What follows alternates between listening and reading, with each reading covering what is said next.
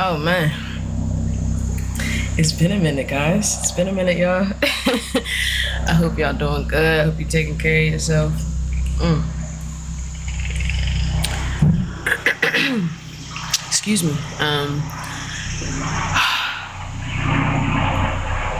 It has been a crazy past. It's loud ass playing.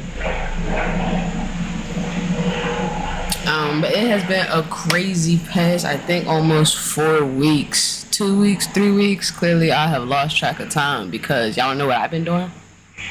Sleeping. I've been sleeping. So I got sick the first week of August. That really put me out. And I felt like the reason why I got sick is because I was forcing myself to do and be so much, knowing that I was tired, knowing that I was literally exhausted. But I continued to push myself, and then I found myself in the situation of my body was like, you can either lay down or I'm gonna make you lay down. And so my body made me lay down. And I was out of commission for about 2 weeks. Honestly, all I did was just sleep, sleep, sleep. But there was a point to where I would wake up in the morning and I would still be tired. So I'm like, yes, my body's recovering and getting the sleep and catching up on the sleep, but mentally and like spiritually, I still felt very, very tired. And so it made me think, like, I'm so tired of being tired. Like, I want to wake up and feel rejuvenated and ready to attack the day. Like, I don't want to wake up and feel like, ugh, I have to do this, I have to do that. And it was really fucking with my mental health. Like, and then because I had to lay down for so long, I got depressed. That was really the reason why it took me so long to come back and do this. Whenever I get depressed, when I get sad, I don't want to talk at all. I just want to sit in silence and bear the harshness of my thoughts. But I had to break myself out of that, and I was happy that I was able to identify it. But I've been talking to y'all about me kind of being the borderline sadness or depressive episodes kind of back and forth, because I'm putting a lot of pressure on myself to figure out my life. And so that's why I feel like I am so mentally and spiritually tired. So I had to ask myself, instead of me, like whenever I'm tired, instead of me pushing myself, because that's what I was taught to do, that's what I seen growing up. My dad, this dude literally a couple months ago, and he used to say this continuously, but this last time I heard him say it, and I looked at him, I was like, Daddy, you look tired. Like, you look really, really sleepy. And he was like, yeah, but I'm just going to tell my body that's not tired. And this man went out, cut the grass, built a retainer wall, like all this stuff. He was like, it's things that need to get done. And I know that's why I have that mentality, because I grew up seeing him do that. My mom is the same way. Like, if it's something that needs to get done, they're up, they're working, they're not stopping until it's complete. So growing up watching that all the time, and then forcing myself to have that same mentality, like especially with sports. I was a hooper. I mean, I still am, but I'm a little retired right now. But it didn't matter if you was tired. You got another game, my G. Like, I remember playing 3 different teams one tournament. I was playing 6th, 7th, and 8th grade. They didn't care if you just played 2 8th grade teams. You got another game coming up. And at the time, I didn't know how to say no, stand on it without caring about how they felt about it, whether that be parents, coaches, players, whatever. And then I realized how much I did it with my schoolwork, but then with my schoolwork also came procrastination based on anxiety. We're unpacking a lot today. And so I remember I used to wait till the last minute to do, I'll never forget, bruh, this was my sophomore year. I had 2 finals the next day, one for bio, one for chem. And I went out that night. I think it was one of my friend's boyfriend's birthday. And we went out to this nice restaurant. throwing back shots, enjoying ourselves, having a great time. Me knowing that I still have 2 final exams to prepare for, of which I have not started studying at all. I'll unpack my anxiety in academia in another episode. But nonetheless, it didn't matter how tired I was. I didn't stop studying for my chem exam until almost 4:30 in the morning. But then I had my bio exam at 9 a.m. So now I'm starting to study for that exam at 5 o'clock in the morning. I think y'all know how I did on those exams. But nonetheless, I talk about that because my anxiety is what made me procrastinate. And the thought of disappointing my friends, like, oh, I can't go hang out because I have an exam. So it was really the disappointment of others that would put me in the situations of procrastination and being extremely tired. Because I wanted to be the people pleaser. I'm still working on my people pleasing mechanisms and behaviors. But the fact that I was so willing to risk my final grades all because I wanted to make sure I was the fun friend, the friend that can make everything happen. I can party all night, go to practice, go to lift, and still ace my exam the next day. I wanted to show that I was capable, which also makes me think about imposter syndrome. But I want to circle back to the tiredness that I was facing. And so when I had the time to think back to all of that, my behaviors in undergrad, watch my parents growing up playing AAU basketball for a good 5 to 7 years. I was so used to my body being tired. Like that was a usual thing for me. I didn't have to really worry about if I wanted to do something because I ain't had no choice. It was going to make it happen. And so now I'm asking myself, how can you identify when you're tired? And not labeling it as me being lazy, because that's what I would do. A lot of negative self-talk, putting myself down. Oh, why aren't you capable of doing this? So-and-so does this, that, and the third, and they're still showing up and they're still doing this. That's none of my fucking business. If they want to do that and that works for them, lovely. But I have to focus on what helps me and what makes me feel good and what makes me feel the most rejuvenated. And identifying when I'm tired and not forcing myself to do the next thing. Now, if it's absolutely necessary, make it happen. But if it's not, bro, go lay down. That's what I tell myself. I tried to record episodes at least 2 or 3 times. And I come out here, set up, sit down, and stare at the camera. And I'm like, I look tired. I look exhausted. And it might have been me having to visually see myself be exhausted to be like, bitch, go lay down. Go lay down, go meditate. And so that leads me to my next point. What I had to ask myself was what I needed whenever I was tired. And it wasn't like a physical tired, it was a spiritually tired. Meditation really, really, really rejuvenates me. But meditation was difficult for me to get into at first. I've been trying to meditate consistently since I was in high school, but it really wasn't working then. But I took a couple courses at school that really helped me get into my inner self. That has helped me identify when my soul is tired, when my spirit is tired. And I just go and I sit down. I find a nice comfy spot. Because another thing that I noticed that was happening is because I wasn't getting things done, I had such a negative mindset and I was putting myself down so much to the point where I was almost giving myself a panic attack. Because now in my mind, everything's crumbling. Everything's going down. Everything's bad.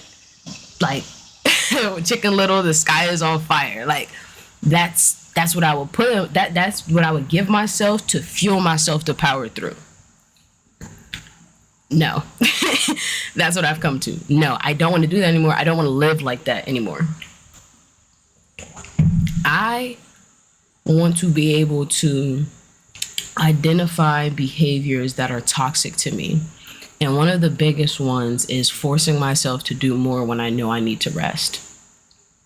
So being able to sit down and meditate, it would be difficult at first because I'd have all these different thoughts and responsibilities, if you will, running through my head of shit that I needed to get done.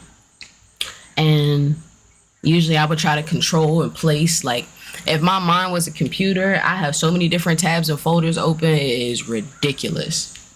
And so when I'm meditating, I basically see those thoughts as clouds, and I just let them just run past my dome. Like, all right, yeah, I know, record next episode, this at work, do this, take care of this, da-da-da-da-da. And I would try to allow them to just roam in my head. And for me, it helps if I think about, as I'm sitting down, I think about my hips, and I think about them as if it's an infinity sign, and how it's connected to my spine, and how my spine shoots up my body and comes to the back of my head. And so if we have that visualization in mind, the color that helps me relax the most is like a light blue, like a glowing light blue, if you will. And so I would imagine that glow tracing the outside of the infinity line, coming up through my spine to the top of my head, and then a spout that's coming out, like I'm a water fountain, but like a spout that's coming out the top that's like like not raining over me, because it's like almost like covering over me. And with each breath, I would breathe in and be like, okay, it's tracing this side of the infinity sign. Then I'd breathe out, and I was like, okay, now it's going down and across. Breathe in. And so things like that is what has helped me concentrate on, one, my breathing, because that's the biggest part of meditation, is for you to get connected to yourself and your breath. And then it would give me something to think about, something fun per se. And then before I know it, I have like this glowing light blue whatever around me that is calming me and making me feel safe. So yeah, meditation has been the greatest thing for me. Still working on it, still practicing. Sometimes I sit down and try to meditate, and I'm still over here thinking about this, that, and the third, and I'm not able to calm my mind in the way that I want. But I still thank myself for taking the time to care about me, to put me first, to put my feelings, my thoughts first. Because I have a people pleaser mentality that I'm identifying and reworking. I really try to be intentional with my thoughts. Like whenever I'm about to do something, I'm like, okay, is this for me or the benefit of somebody else seeing me do it? If that makes sense. Like a lot of times, so this might not be a good example, but I'm gonna just say it anyway. So whenever I wanted to go out, I wanted to ask my mom to go somewhere. I'm cleaning the whole house. Dishes done, laundry done, my puppy taken out, crate clean, vacuum, like everything, house spotless. I wasn't doing that for myself. I was doing that to butter my mom up so I can go do what I wanted to do. And I think how I'm trying to correlate this is make sure the actions that you're doing are truly for yourself or for the benefit of yourself. Wash the dishes because you don't want to come downstairs and see all them dishes in the sink. Clean your room because you want to have a nice space to come back to that's clean and uncluttered. Have a clean home so you can see cleanliness, so you can be cleanliness in your mind. Yeah. Let me get some of this water.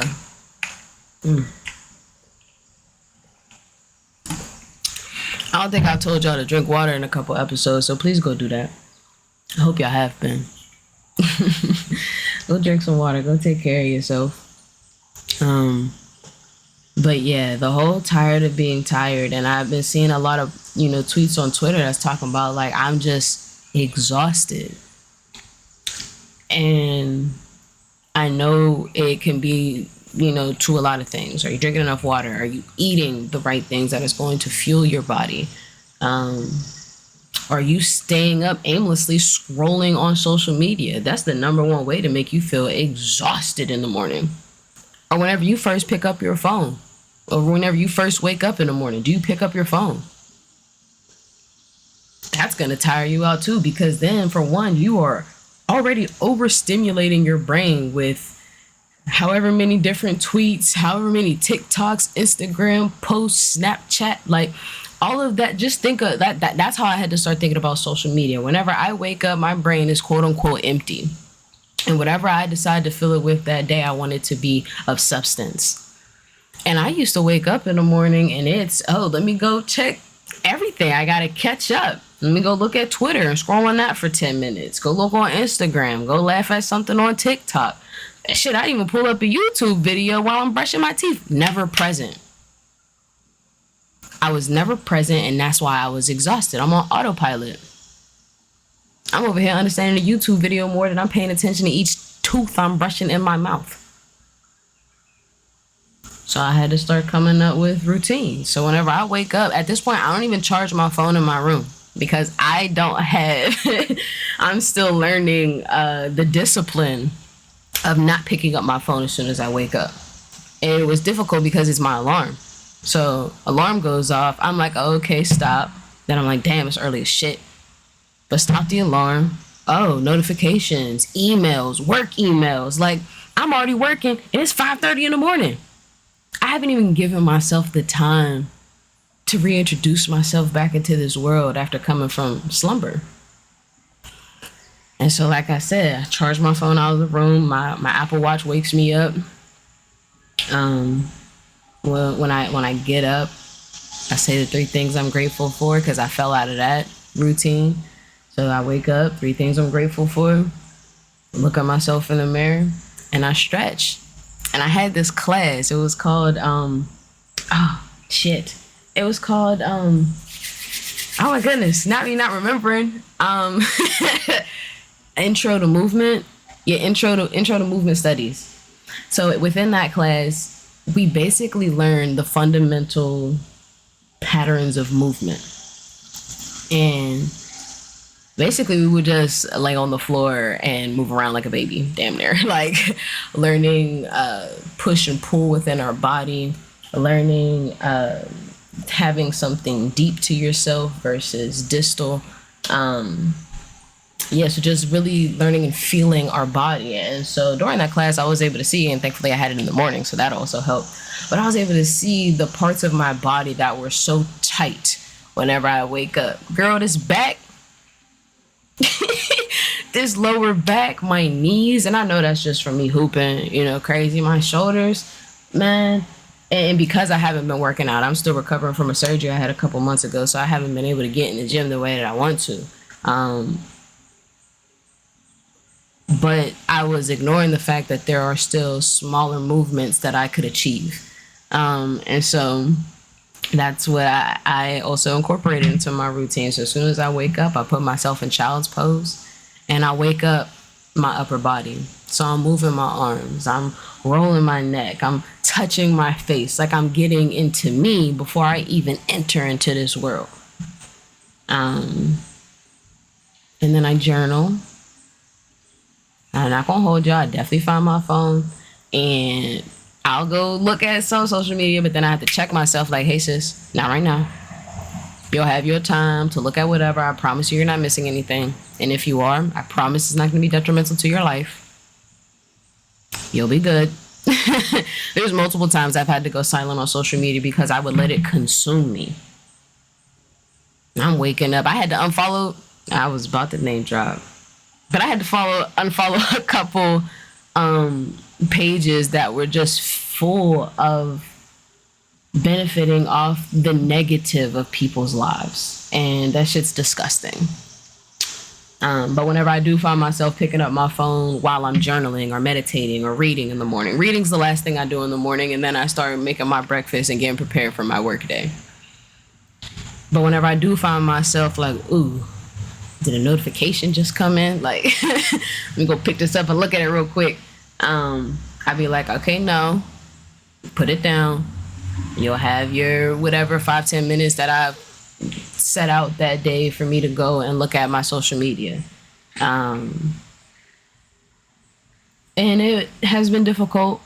It's tough, especially getting up earlier. I used to be able to pop up at 5 a.m. like that. Had it on lock.